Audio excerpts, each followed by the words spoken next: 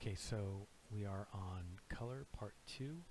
and when we last left off we were talking about these two paintings, both examples of monochromatic and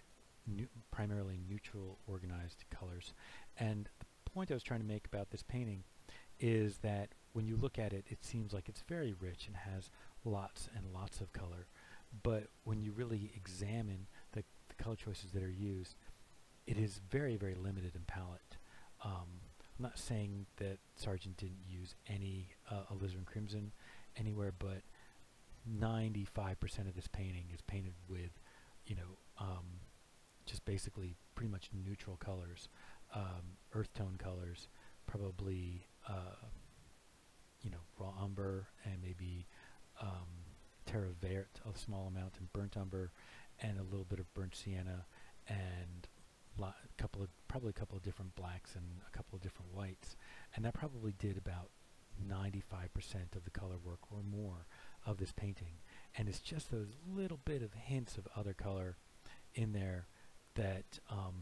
make that painting really feel like it's a full color painting. But lastly, I just want to go over, will be a short little end part to this lecture, which is I want you to think about these three characteristics one more time, and this time we're going to look at some pairings of paintings and think about how each of them are thinking about organization of hue and how we could describe these paintings in terms of the decisions about value and intensity as well.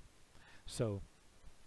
in these two examples, as we look at these in terms of color, right, one of the things we can see is that they are thinking primarily in terms of big organization of colors, and there's a very kind of triadic organization in both of them, kind of with a darker blue, reds, greens in the Raphael, and also that but at the same time they're quite different from each other. One of the primary differences is that by the nature of the fresco painting, the value contrast is less strong in the Sistine Chapel, whereas we have much stronger, deeper contrast of values. Shadows are much deeper and darker in the Raphael. And another major difference is because of the nature of the fresco painting, the color is a little bit more of spot color in an overall neutral sort of space. That most of the colors in this painting are done almost purely in kind of a neutral monochromatic tone, and then the few areas of color are more kind of spots within that area, whereas in the Raphael, overall, it's a whole color space, especially defined by this very cool landscape in the background.